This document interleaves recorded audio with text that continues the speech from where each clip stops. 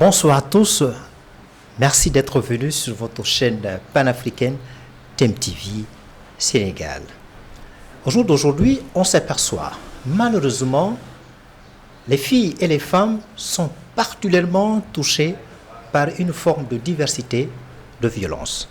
La violence sexiste, la violence sexuelle, la violence également conjugale et la violence domestique et même la violence liée à la mutilation génitale féminine.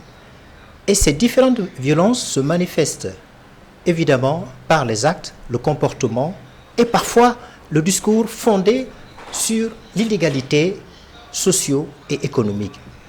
Et elles se traduisent dans l'espace public, dans la rue, dans les écoles et même dans la sphère privée au travail.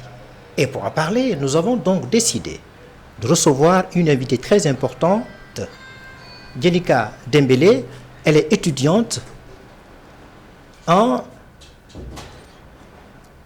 hygiène, en qualité, hygiène et sécurité et environnement. Donc, avec cette invitée, évidemment, nous allons discuter autour de la violence faite aux femmes au Mali, en Guinée, au Sénégal, en Côte d'Ivoire, bref, au Sénégal. Bonsoir. Bonsoir. Merci de répondre à notre invitation sur la chaîne TEM-TV. Merci. Alors, vous allez nous expliquer, parce que vous entendez partout, j'ai parlé de votre pays, le Mali, où il y a ce qu'on appelle le réseau des femmes élues locales d'Afrique, ont dressé un rapport selon lequel il y a 91% des femmes maliennes qui sont victimes de l'excision. Il y a d'autres Maliens également sont victimes de la violence dans le foyer conjugal. On a vu tout récemment Massila, il y a de cela, je crois, 2 ans, en Guinée. Elle a été victime de viol et pour cette raison, elle a été évacuée en Tunisie pour subir une opération. Elle a été violée par des médecins. Donc, également au Sénégal, la violence aussi existe.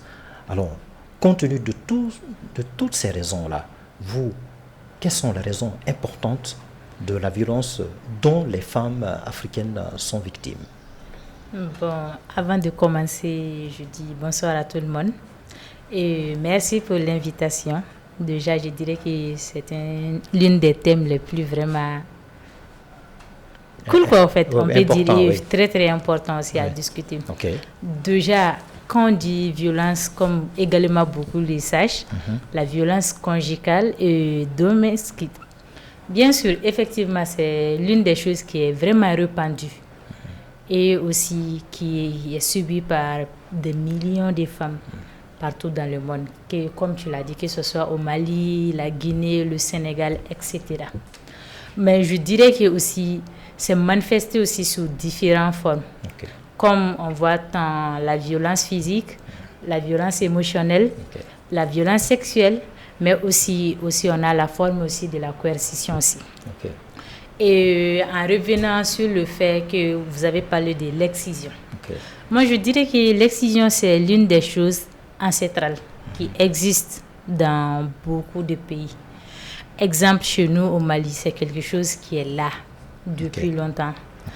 Les femmes, là où on est du jour aujourd'hui, les gens commencent à s'y révolter. Mais que ce soit dans le village et tout, les femmes sont obligées de passer par là. Parce que nous, les femmes, on a une place un peu minoritaire vis-à-vis des hommes.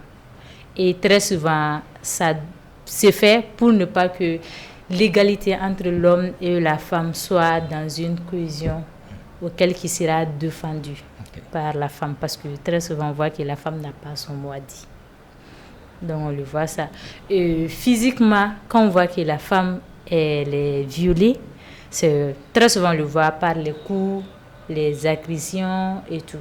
Mais on oublie aussi qu'émotionnellement aussi, ils sont violés au fait. Déjà, même psychologiquement, ils sont violés et tout. Donc. Alors, quand vous dites que la femme, elle est minoritaire, donc elle est vue comme, entre guillemets, le sexe faible. Alors, en tenant compte de cela, surtout les hommes, donc ils ont cette espèce de virilité, d'une position masculine, donc utiliser cette force-là sur les femmes pour abuser d'elles. Effectivement, c'est ça. Parce que chez les hommes, bon, c'est pas eux, parce que eux, ils sont nés et ils ont été grandis par ça. Okay. La femme, sa place, c'est soit dans la cuisine, soit se taire et écouter seulement ce que les hommes disent. Donc, quand tu vis dans ça, c'est quelque chose de génitaire. Donc, c'est ça qui est là. Et on voit tous que l'homme a son mot à dire plus que la femme. La femme n'a pas toujours les mots auxquels il doit s'exprimer ou bien dire que c'est ça. Ta décision, c'est ta décision, mais tu n'as pas ton mot à dire. L'homme doit décider. Imagine quand l'homme marie la femme. Une femme est destinée à se soumettre. C'est ça la logique que plein d'hommes disent maintenant, là où on est actuellement. Le devoir de la femme, c'est d'être soumis. Et quand l'homme voit que sa femme ne fait pas ça, non. Lui, il voit son masculinité se mettre en péril. Donc, très souvent, je vois que c'est ça qui cause aussi ça.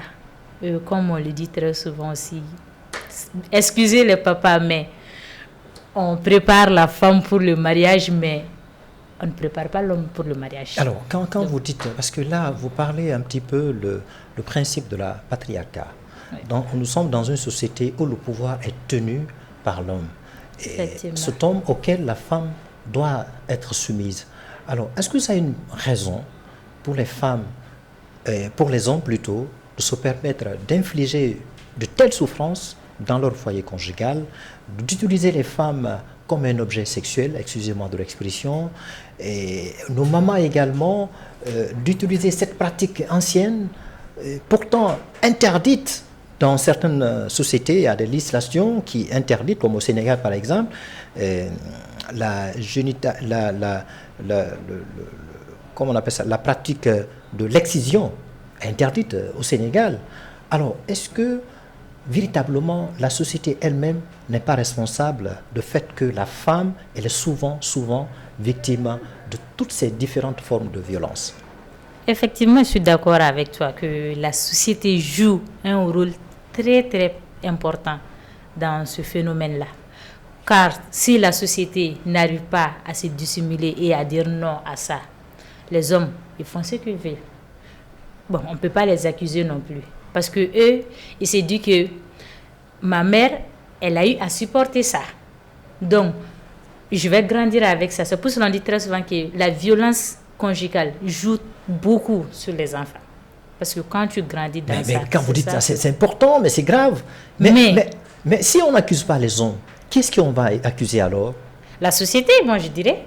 Oui, mais la société, en grande partie, elle est composée de ces hommes-là qui sont vus comme des prédateurs, comme responsables, comme des auteurs de ces viols, ces positions sexistes, des violences sexuelles, dont la femme, la gente féminine est victime. Effectivement, si je dis que la société est trop accusée, parce que il y a les femmes qui sont venues avant eux et avant nous ont accepté. Ouais. Donc si eux ils acceptent, nos mamans ils ont accepté d'élever leurs enfants sur ce plan-là. Et voilà, continuer comme ça. Nous, on n'a pas grand-chose. Est-ce que c'était pas justement, c'est des idées reçues contre laquelle il faut mener un combat. Mais vous aujourd'hui les jeunes, est-ce que vous acceptez ces idées reçues-là? Certes, on ne peut pas tout rejeter. Mais si vous êtes convaincu que ces idées-là viennent ici violer le droit fondamental de la femme, viennent marginaliser, créer de l'illégalité dans la société, est-ce qu'il n'est pas important aujourd'hui de faire en sorte de renverser la tendance? Bien sûr, moi je suis d'accord qu'il est temps que franchement on renverse les tendances. Mais comme on le dit aussi, la femme aussi au pouvoir, des fois aussi ça peut un peu dégénérer. Moi je dirais juste que parce que j'ai eu à voir que cette femme, Madeleine Bovary, certes elle est philosophe, mais elle est l'une des écrivaine qui a eu, à dénoncer la violence, que ce soit par ses écrits, dans ses discours et tout. Mais est-ce que actuellement, là où on est maintenant, les femmes veulent vraiment que tout ça cesse, au fait. C'est ça le problème. Parce que, comme on le dit, une femme, quand elle veut quelque chose, elle l'aura. C'est aux femmes aussi de s'élever et de dire non à tout ça et de montrer leur place. Et on a eu à le voir aussi, du temps d'avant à maintenant. Et comment la femme peut se lever alors qu'elle n'est pas instruite, elle n'est pas cultivée? Il y a des femmes même qui sont victimes de violences, de viols. Elles ne savent même pas écrire. Comment ces femmes peuvent porter plainte? Et parfois, quand elles portent plainte, et le fait de porter plainte, cela se retourne contre elles. On voit au Burkina, en Mauritanie par exemple, lorsqu'une femme porte plainte, c'est vu comme un mauvais œil par la société. Ça, c'est vrai.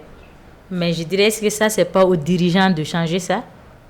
Si les dirigeants n'acceptent pas que les femmes prennent la place au pouvoir, ça va être un peu difficile. Mais avant les dirigeants, c'est vous-même, les femmes instruites, vous qui avez eu la chance d'aller à l'école jusqu'à l'université. Est-ce qu'il n'est pas de votre responsabilité aujourd'hui de monter au créneau pour sensibiliser ces femmes, notamment celles qui ne sont pas instruites, qui ne sont pas cultivées, qui ne connaissent pas les procédures judiciaires, pour se faire entendre, pour que vraiment ce fléau, ce phénomène auquel elle est confrontée au quotidien cesse?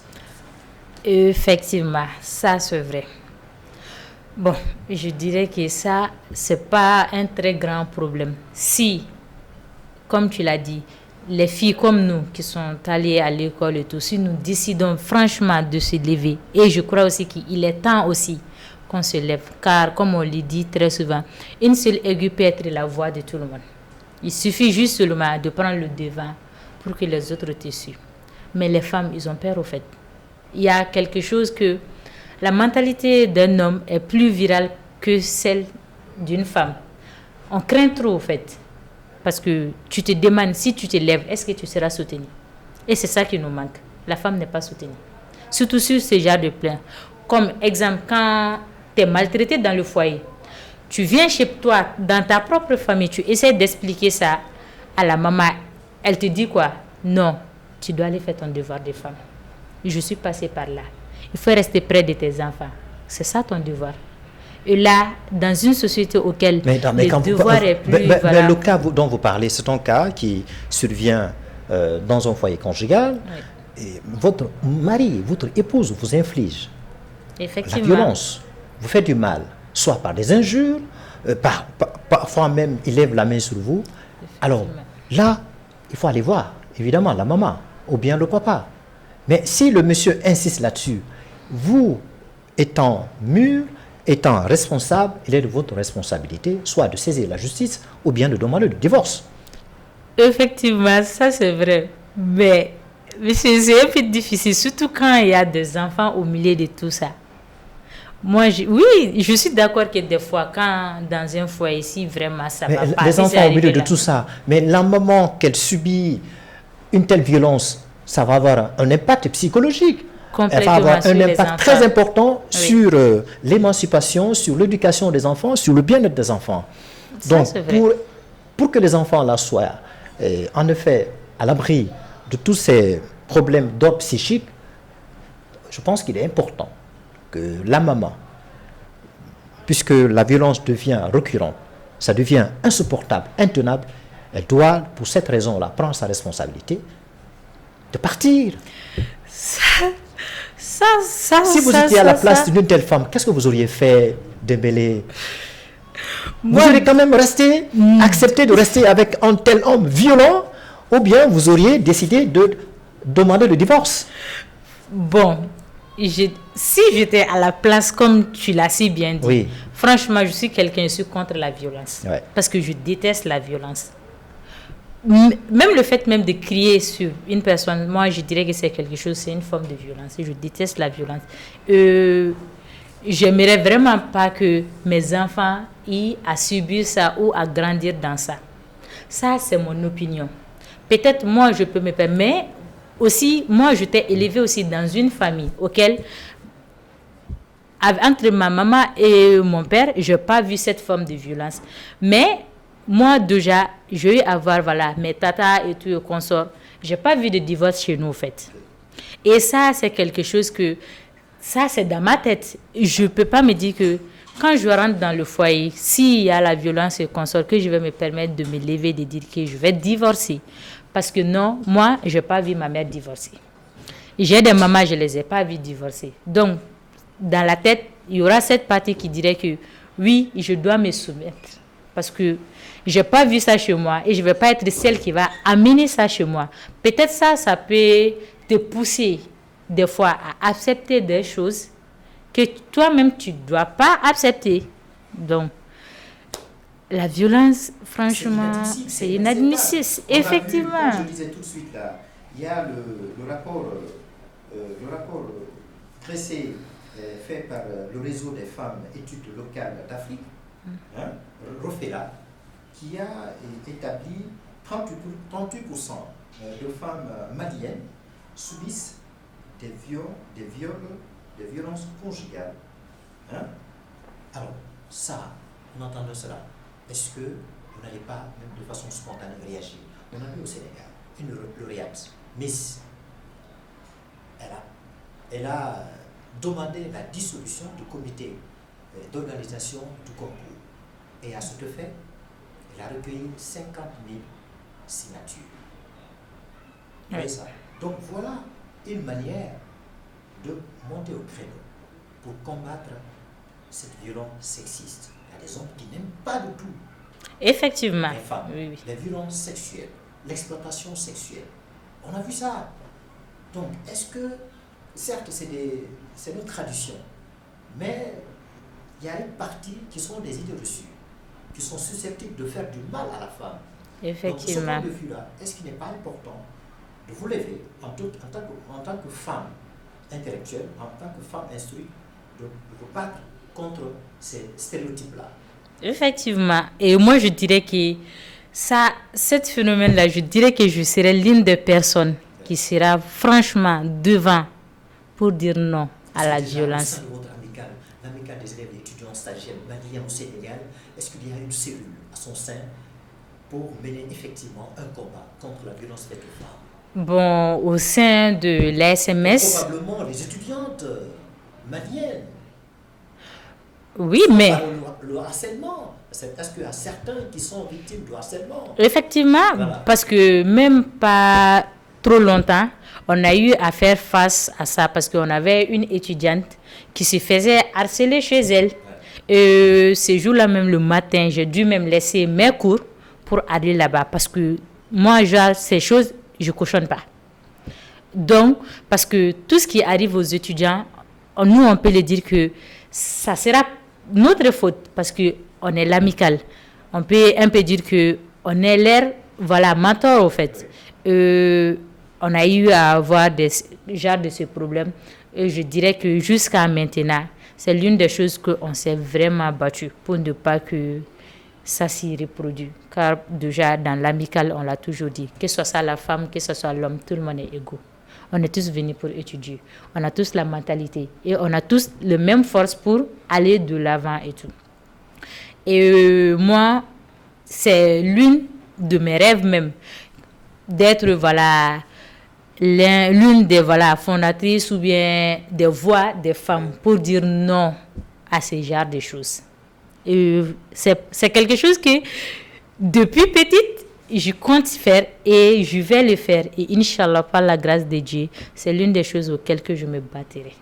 Alors je pense que c'est maintenant ou jamais de commencer effectivement à mener ce combat. Parce que l'impact de cette violence dont les femmes là sont victimes, il y a les conséquences qui peuvent en résulter.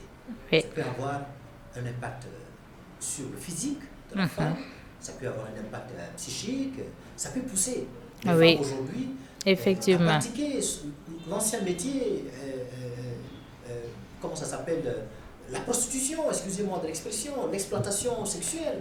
On voit, parce qu'il y a des femmes n'ayant pas les moyens, elles sont victimes de l'inégalité socio-économique, donc elles sont obligées de faire ce métier-là pour pouvoir en survivre. Ça, c'est vrai. Mais je ne dirais pas aussi non plus que... Je pense que c'est toutes ces raisons-là doivent pousser à la femme a s'élevé, oui. À convaincre les femmes, d'abord à accepter de se scolariser, à s'instruire, C'est tout ça, à se cultiver, à c'est tout ça, s'informer c'est tout sur ça. les méfaits dangereux de ce phénomène. C'est tout ça, mais aussi que la femme est trop manipulable au fait. Elle aime trop se laisser faire. Oui, mais une femme qui n'a pas été à l'école, Oui. une femme qui n'est pas instruite, il va le soir qu'elle va être naïve. Effectivement. Elle va se laisser influencer facilement. Mais par contre, une femme qui est instruite, comme vous, c'est difficile. Parce que vous êtes préparé, c'est difficile de vous manipuler. Ça, c'est vrai, mais bon, c'est pas dans le foyer seulement que la femme subit ça, hein, parce qu'on voit que même dans les milieux professionnels aussi, il y a des jeunes filles qui sont harcelées, qui sont violées, agressées, parce que déjà... Mais bien qu'elles soient instruites. Instruites, voilà, effectivement, c'est ça. Déjà, toi, tu viens au boulot, tu veux travailler, et déjà, le patron commence à te menacer ou bien à te proposer des trucs juste seulement pour le sexe et qu'on sort de tout. Et effectivement. Bon, ça, moi, je dirais qu'est-ce que ça, c'est la faute de l'instruction, parce que tu es déjà instruit. Alors, tu ne peux pas te permettre de faire ça. Mais quand tu vois très souvent ça aussi, ça dépend des conditions de vie que la femme vit. Parce qu'il y a des femmes, ils sont instruites, oui et tout.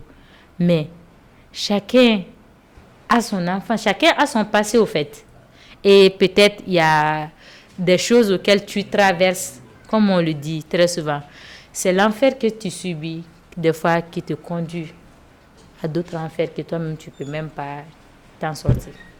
Donc, et ça, c'est pas la faute de la société. Je pense qu'il faut mener ce combat. On voit aussi les enfants qui sont victimes de l'inceste. Oui. C'est leurs papas eux-mêmes qui leur infligent ce mal, cette violence-là. Et au-delà de ça, on voit le conflit, la guerre un peu partout, au Mali, en Palestine, en Israël. Donc, il y a des conflits partout. Donc, du coup, ça va exposer les enfants. Trop, des mineurs, des adolescents à cette forme de violence. Effectivement, trop même. Ça, quand même, ça c'est complètement vrai. Parce que déjà, un pays qui est déjà au bout de la borne, comme on le dit très souvent, chacun essaye de chercher le soleil, au fait. Et quand tu n'arrives vraiment pas à te situer, ça va arriver à là, comme tu l'as dit, au Mali, ce qui s'est passé, ce qui a été dénoncé.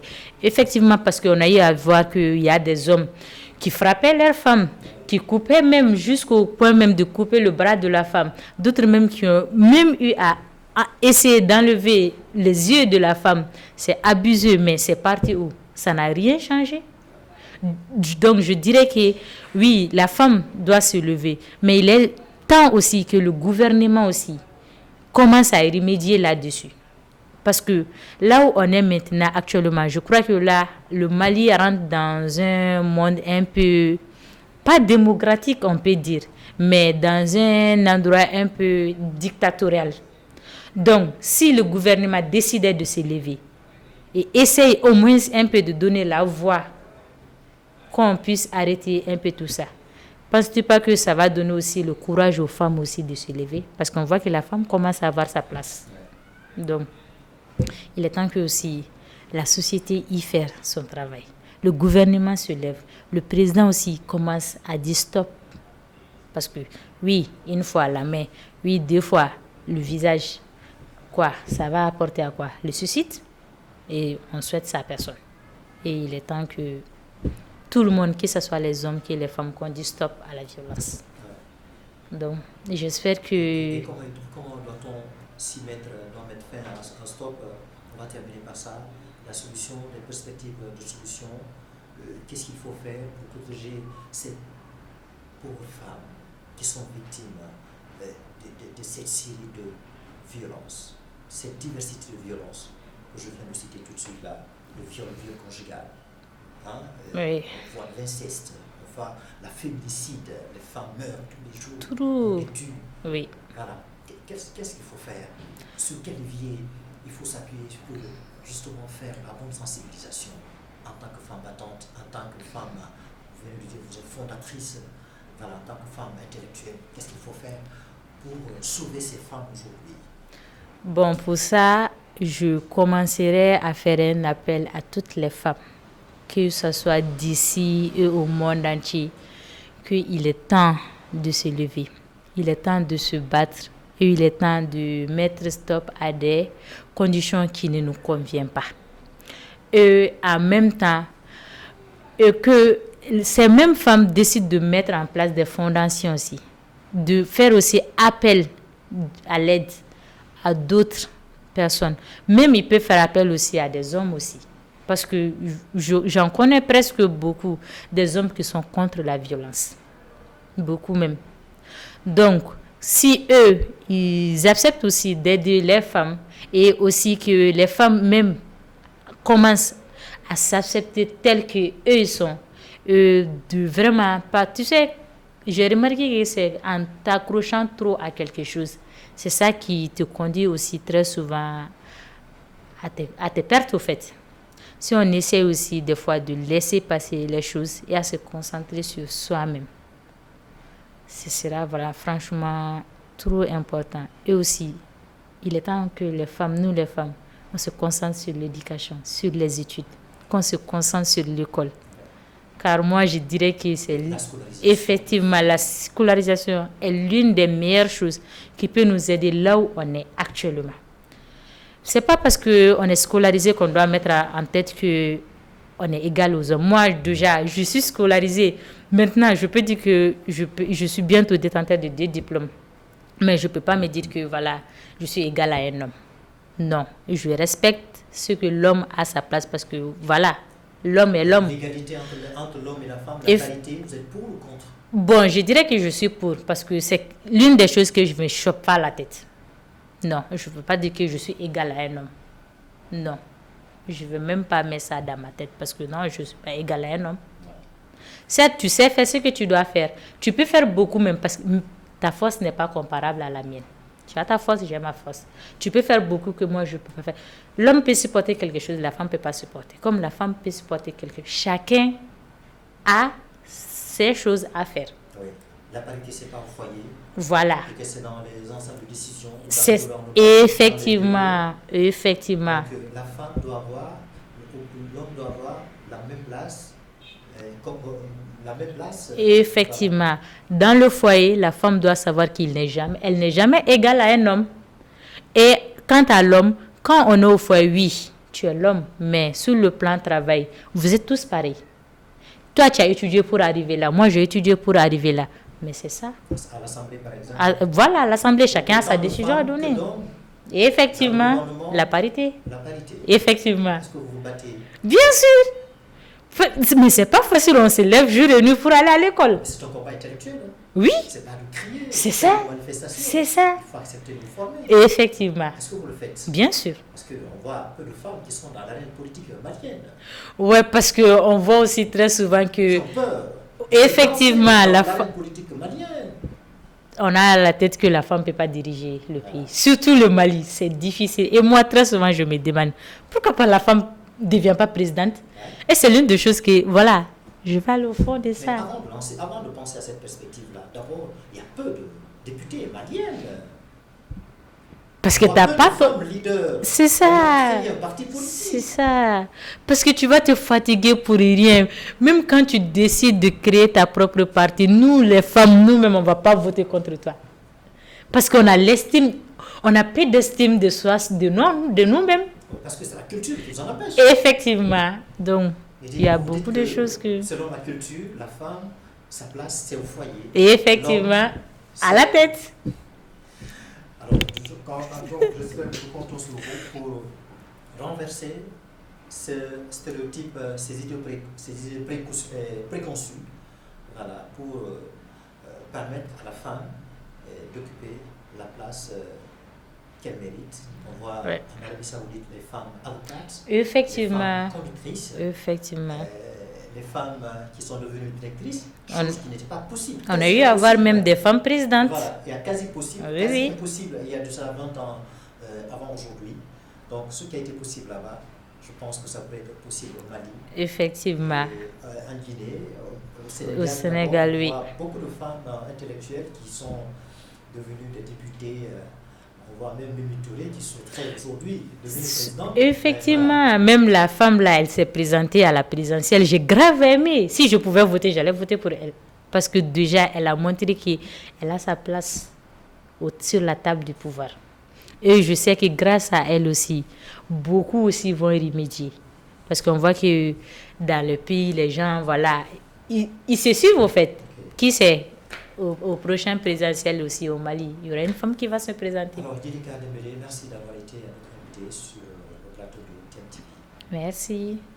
Alors, les milliers de téléspectateurs, les Maliens, les Guinéens, les Sénégalais, les Congolais, bref, les Africains, nous avons eu le plaisir dans ce après-midi de recevoir madame ou mademoiselle Djelika Dembélé. Elle est étudiante en qualité d'hygiène, sécurité et environnement. On aurait souhaité à ce que le secrétaire soit là, M. Mamadi Camara.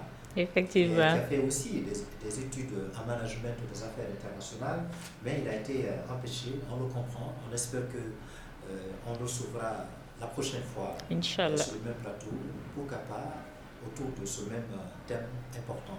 Alors merci de nous avoir suivis. Sachez que le programme se poursuit sur votre chaîne. Vous pouvez suivre cette émission-là sur Facebook, Instagram et TikTok. Allez, portez-vous bien. Au revoir.